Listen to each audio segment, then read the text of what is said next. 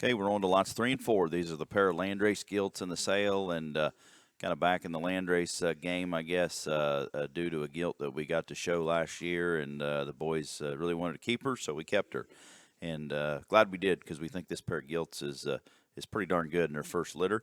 Their sire by Lombardi would be the Chad Mockboar there that won Expo last year, was grand overall. Had a really good summer, put a bunch of pigs in the top 5 in the breed at Louisville and Expo, and very feedable pigs. We kind of like the way that those progress. They were good babies, and they make good big ones. Mother is an, I guess, overtime from Canal, and a gilt that the boys showed all winter in Ohio and got along extremely well. Was reserve landrace at Breeders' Cup, 3rd overall there at Perry in the landrace division, and a gilt that obviously has a pedigree of winners from that program. So excited to kind of restart the landrace, and we think that this pair of gilts are awfully good.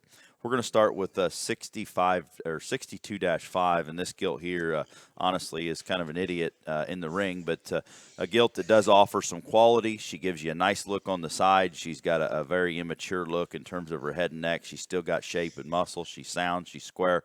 And one that we think will make an awfully good kind of a big one, because her added feet and legs are good in terms of flexibility. Gilt that's got good pastern set if she needs a show on carpet, but still immature enough in her type and kind to make a good kind of a big gilt there on down the way. So going to have to take our word for a little bit on her, the way she's acting and the way she pictured, but a gilt that we do think does have a very high ceiling in terms of being a good big one on down the way.